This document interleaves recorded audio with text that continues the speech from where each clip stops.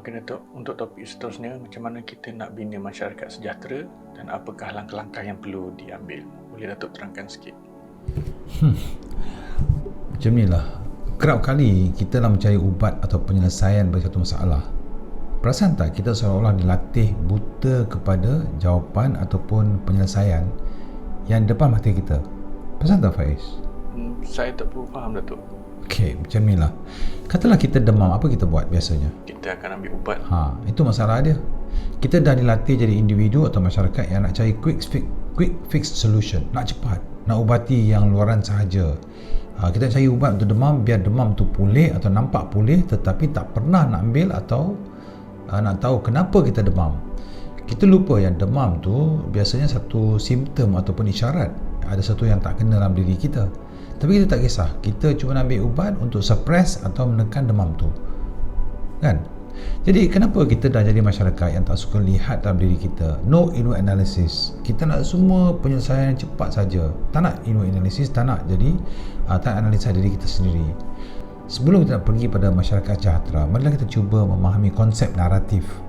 Konsep naratif ni penting sebelum kita nak faham macam mana langkah-langkah untuk pergi ke masyarakat sejahtera. Naratif ni daripada perkataan orang putih naratif.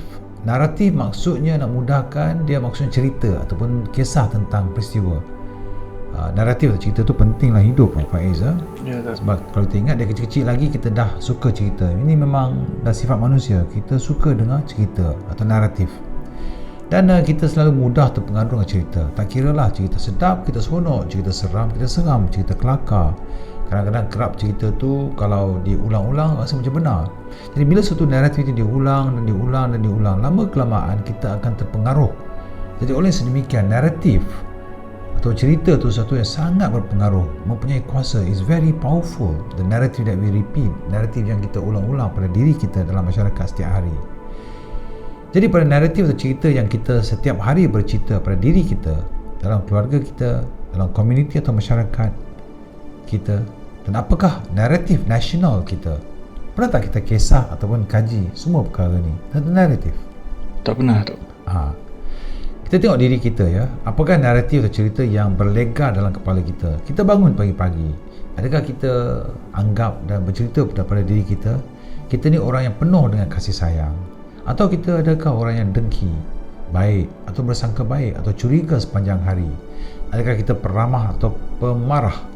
Mungkin kita sangka kita ni beriman tetapi perangai resis. Kata-kata kita tu memporak-perandakan masyarakat. Jadi apakah naratif yang berlegar dalam minda kita? Apakah kita cerita pagi sampai malam? Adakah kita bercerita pada diri kita bahawa kita ni adalah sebahagian daripada kegusaran masyarakat dan bukanlah kesejahteraan masyarakat? Saya tahu ada beberapa orang yang kerja dia tu bangun pagi, lepas tu dia blogging, dia akan blog semua benda-benda yang negatif dalam masyarakat. Sebab itu cara dia cari makan. Jadi memang diri dia macam tu.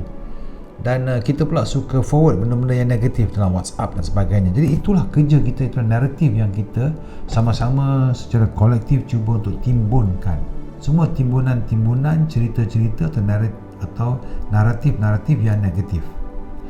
Dan dalam keluarga kita, apakah naratif di keluarga kita? Adakah kita dalam keluarga kita ini naratif yang menimbulkan satu perkara yang positif pada anak-anak kita, pada suami kita, isteri kita dan sebagainya? Adakah kita ni mengatakan bahawa kita sebagai satu keluarga dan sebahagian daripada masyarakat kita hidup? Adakah kita jadi satu keluarga di mana kita bercampur gaul dengan siapa-siapa anggota-anggota lain masyarakat kita? Apa naratif kita? Maksud saya, cuba lihat daripada tahun katalah 1998 dan 1999 itu dah berapa tahun tu? Dah 20 tahun. Sebelum tu kata sejak 1980 dan sebagainya. Sepanjang 20 tahun, 30 tahun ini, apakah naratif kita? Ketidakstabilan politik, naratif. Seteru politik, kelemahan institusi-institusi sama ada polis, kehakiman, peguam negara, agensi-agensi, rasuah dan sebagainya. Kita asyik dengar bahawa institusi-institusi ini tidak boleh dipercayai, tidak ada integriti dan sebagainya. Kenapa kita boleh jadi begini? Kenapakah naratif-naratif ini yang berulang-ulang selama 20 tahun? Dan kita juga dengar, sebagai contoh, ada pemimpin-pemimpin Melayu ini sering kali mengatakan orang Melayu malas, orang Melayu ini tak pandai ambil peluang-peluang, orang Melayu ini tak pandai uruskan harta dan sebagainya. Naratif diulang sehingga ia dipercayai.